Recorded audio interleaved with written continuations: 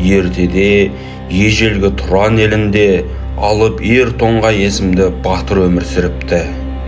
Ол көзсіз батырлығымен, айлакер ақылдылығымен басқыншы жауларын жеңіп, өз еліне көсем болыпты.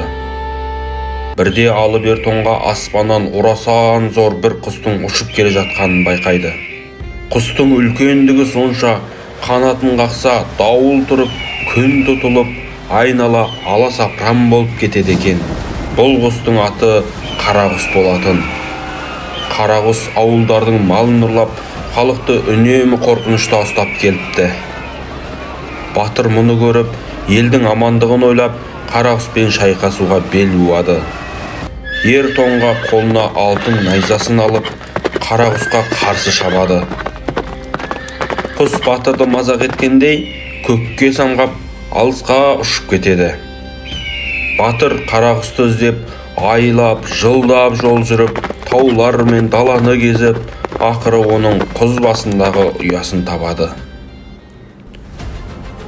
Сол кезде Қарағұс оны байқап қалып, айбат шеге найзағайдай атылады. Батыр асқан жылдамдықпен қолындағы найзасын құлаштай сермейді. Қарағай сапты ақ найза Қарағұстың қанатын қақыратып, қабырғасын сөгіп, аспан патшасын жерге құлатады. Бірақ Қарағұс оңайлықпен жеңілмейтінін көрсетіп, қанатын қағып қайта көтеріледі де, тағы да таулардан асып ұшып кетеді. Ер тоңға дереу тұлпарына қарғып мініп, Қарағұсты қуа жөнеледі. Бірнеше күнге созылған қуғыннан кейін батыр айлаға көшіп, биік таудағы қарлы шың басына тұзақ құрады.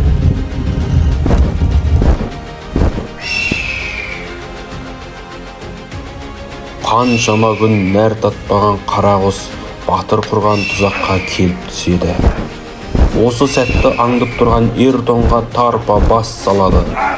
Екеуі ұзақ арпалысып, ақыры қанаты жаралы Қарағұстың күші бітіп, қайраты қайтып, соқ түседі. Осылайша Алып ер тоңға елді үрейде ұстап, қаншама ауылды отқа ораған көк тағысын ақырғы айқаста ажал құштырды.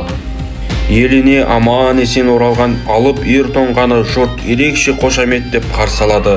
Балалар батырға арнап ән айтып, ересектер оған алғыс білдіріп, той жасапты. Содан бері Алып ер тоңғаның аты халық жадында мәңгіге сақталып қалған екен.